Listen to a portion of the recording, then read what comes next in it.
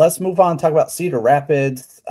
This is also a really interesting roster. I do like this one quite a bit. Notable names in the outfield: Brandon Winokur, who we should touch on. I think he was maybe one guy who we were like, I wonder where he'll start, where everyone else felt fairly obvious.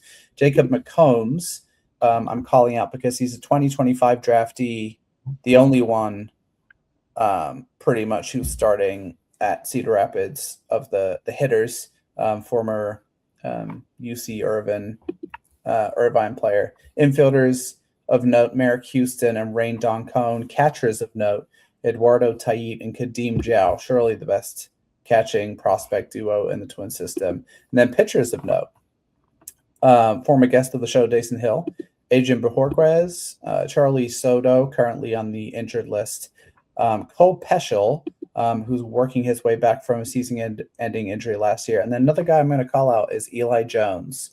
I've forgotten Eli Jones' draft year. I think it was 2024. But he was a guy. Okay, thank you. He was a guy who I liked quite a bit coming out. I believe it was South Carolina, a ground ball pitcher, and just had a decent uptick in stuff after turning pro. That didn't necessarily translate great into results at Fort Myers.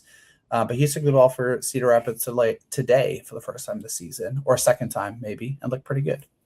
So who jumps out to you here, Jeremy? Who should we dig in on? I don't know that we need to do any digging, but Eduardo Tait is 19 and a half years old. There are no 20-year-olds on the roster. And then, at least for hitters, I'm just doing hitters right now. Winokur, 21. McCombs, who you mentioned, is almost 22. And then there are some 22-year-olds on the roster. But the average age of the hitters on that team is 22 and a half years old. So a younger group of prospects. Zhao, you mentioned, as a catcher. I believe he played center field this afternoon. Yep. So that speaks to his versatility. We've talked to him a lot. I talked about him a lot. The name that's kind of gonna be an under the radar / if he's not if he doesn't put himself on the radar, probably puts himself out of the organization. And that's infielder Danny DeAndrade, who I believe has the third highest signing bonus of anybody on that roster when he was an international guy at over $2 million.